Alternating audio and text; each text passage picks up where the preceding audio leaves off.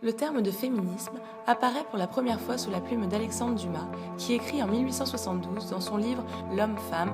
Tout le mal vient de ce qu'on ne veut pas reconnaître que la femme est égale à l'homme, qu'il faut lui donner la même éducation et les mêmes droits qu'à l'homme. Le terme est alors perçu comme péjoratif puisqu'il rappelle aux femmes les inégalités déjà existantes entre les sexes. Hubertine Auclair lui confère plus tard le sens de défense des droits des femmes en combattant pour leur éligibilité et leur droit de vote face à l'ordre patriarcal alors instauré en France. Le féminisme est donc finalement un mouvement social et politique qui vise à améliorer et étendre le rôle et les droits des femmes au sein de la société.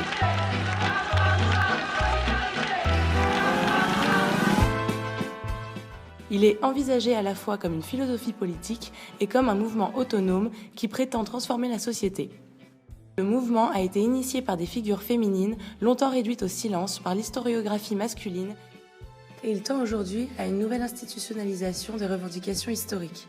Le mouvement féministe se découpe alors aujourd'hui en 3 vagues, dont les 2 premières, radicales et réformistes, se succèdent dans une logique de continuité du féminisme et de ses enjeux.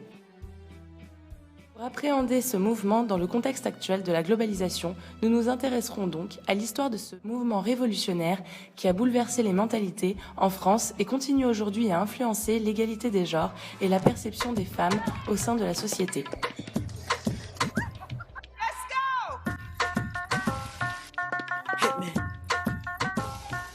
En France, le mouvement féminisme prend forme dans une première grande vague de revendications essentiellement liées à l'égalité professionnelle et politique. À partir du XVIIIe siècle et jusqu'à la moitié du XIXe, de nombreux socialistes et écrivains considèrent alors que la femme est intellectuellement inférieure à l'homme parce qu'elle est moins bien éduquée. On enregistre effectivement à cette période que plus de la moitié des femmes ne travaillent pas. Non, j'étais en train de penser tout haut à la Déclaration des droits de l'homme. Vous avez vu, ils l'ont placardé partout. Ah oui, ça on l'a vu, hein. Et bientôt, on va pouvoir afficher aussi la Déclaration des droits de la femme. Non. Si. Mon ami Olympe en a commencé la rédaction. C'est vrai? Oui, c'est vrai. Olympe de Gouges rédige dès 1791 la Déclaration des droits de la femme et de la citoyenne pour encourager les femmes qui revendiquent leur indépendance professionnelle pour vivre. Ces travaux influencent fortement la volonté des femmes de pouvoir faire des métiers alors associés aux hommes, comme avocats ou médecins. Dans la sphère politique, le début du XIXe siècle transforme le statut des femmes qui souhaitent pouvoir participer aux élections et être éligibles. Le mouvement bourgeois des suffragettes est adopté par de nombreuses personnalités comme Marguerite Durand, qui fonde le premier journal entièrement rédigé par des femmes, pour des femmes. Elle lèguera l'ensemble de sa documentation à la ville de Paris en 1931 en faveur du droit de vote aux femmes, qui aura lieu en 1944.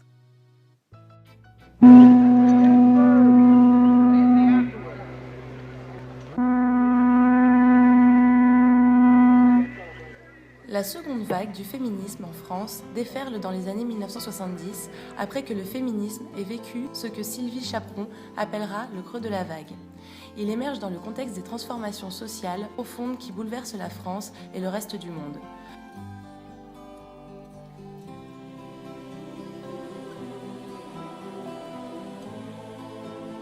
En 1967, à Golden Gate Park, à San Francisco, quelques 40 000 hippies couvrent de fleurs les policiers qui venaient contenir une manifestation conséquente. Peace and love, sexe, drogue et rock'n'roll, tels sont les attributs de la Beat Generation et de la contre-culture qui s'incarnent alors dans les communautés californiennes.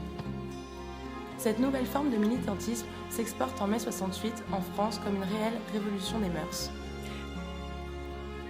Après « Sous les pavés, la plage », les féminismes l'ont transformé en « Les femmes, c'est comme les pavés ». À force de marcher dessus, on les prend sur la gueule. Mais cette deuxième vague ne découle pas non plus de rien. Le terrain avait en effet déjà été déminé par les écrits retentissants de femmes qui avaient secoué les consciences. Nous pensons évidemment à Simone de Beauvoir qui rédige en 1949 l'ouvrage « Le deuxième sexe ». Certains propos comme « Les femmes se forgent à elles-mêmes, les chaînes dont l'homme ne souhaite pas les charger » poussent de nombreuses femmes à se battre pour le changement. Alors que le pays s'est modernisé durant cette période en France, il reste, au niveau des mœurs, profondément arriéré. Les relations sexuelles y sont interdites avant le mariage, les filles enceintes sont répudiées par leurs familles et renvoyées par leurs employeurs.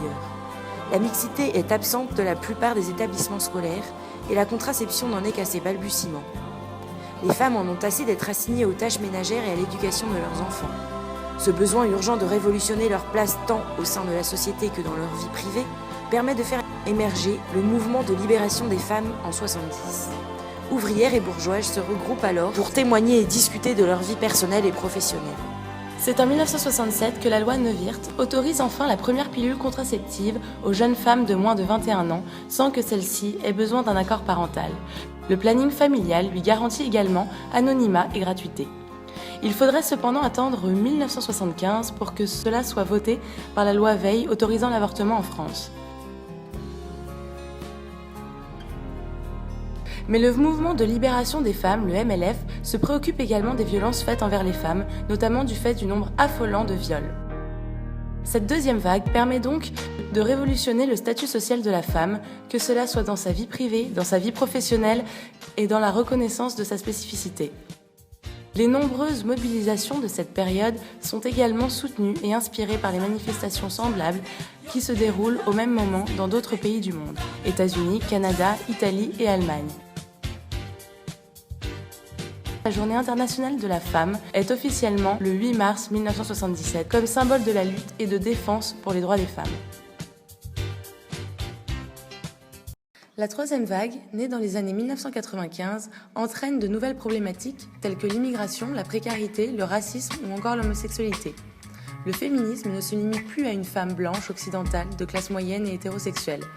Tout comme les positions sont mutantes, réversibles et nomades, les formes d'activisme féministe mêlent performance, art, littérature, le sexe trash, le politique et les outils de communication pour déconstruire un système normatif hétéropatriarcal.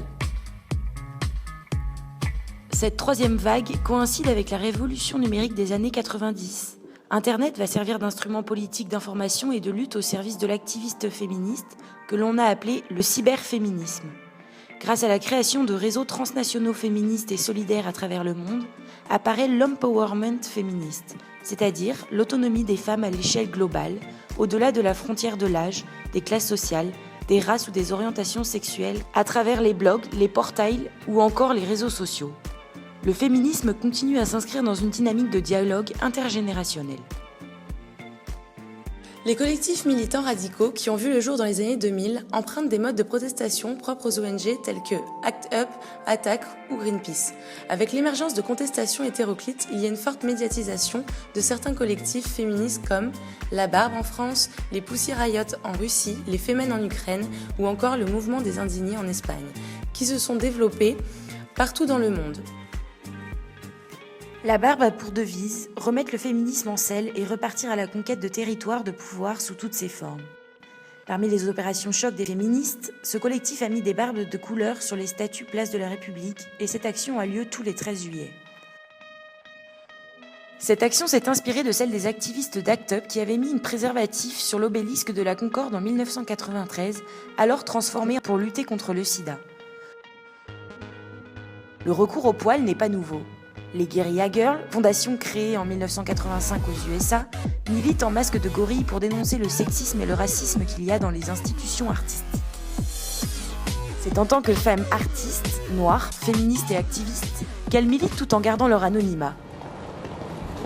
Les Pussy Riot, collectif fondé en 2011, font aussi parler d'elles en chantant une prière punk dans une cathédrale du Christ Sauveur à Moscou, ce qui leur a valu d'être arrêtés et jugés pour performances profanatoires contre l'Église et Vladimir Poutine. Les modes de protestation circulent, s'empruntent, s'exportent et se réadaptent. Enfin, la barbe a fait des émules au Mexique car en 2009, les bigotonas utilisent des moustaches comme signe identitaire pour symboliser la virilité révolutionnaire mexicaine. La révolution ne se maquille pas. Humour, transgression, ironie, tous les moyens sont bons pour valoriser la féminité conquérante et ringardiser les codes de domination masculine.